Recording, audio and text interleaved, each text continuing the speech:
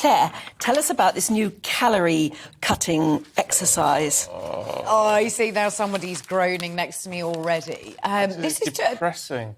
About snack labels. Now, I actually think this would be better. The proposal is to put on, say, a Kit Kat, for argument's sake, the amount of exercise that you would have to do in order to burn that off. Now, I don't like calorie contents on labels. I think that is a really bad move, especially on restaurant menus. I think it causes a whole heap of problems. But you think this is better?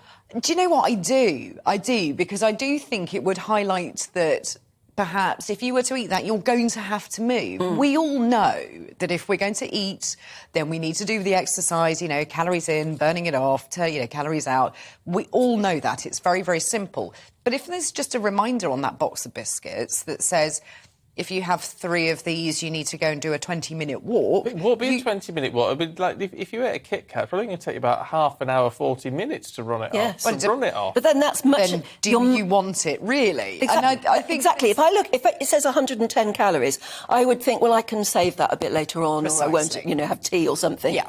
But if it actually just says you're going to have to do a 30-minute run... Then you think really I would think much carefully. harder about eating it, wouldn't you? Yeah, the only time I run is to the wine shop at 10:55, to be honest.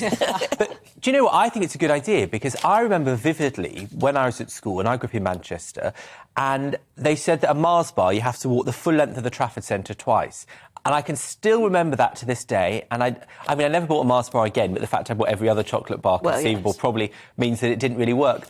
But it meant something. It was a tangible way to measure the exercise I'd have to do. Exactly. So I think it's a good idea. Who's going to bring it? Is the government imposing this? Well, no, or is it certain food companies, or this what? was a study on obesity. It was the International Congress on Obesity in Melbourne.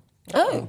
So they're looking at it, and I just think it's really interesting. Loughborough University has started to do a I hope study that on everyone it. who goes to the Obesity Congress in Melbourne is stick thin. They better be so thin, these people.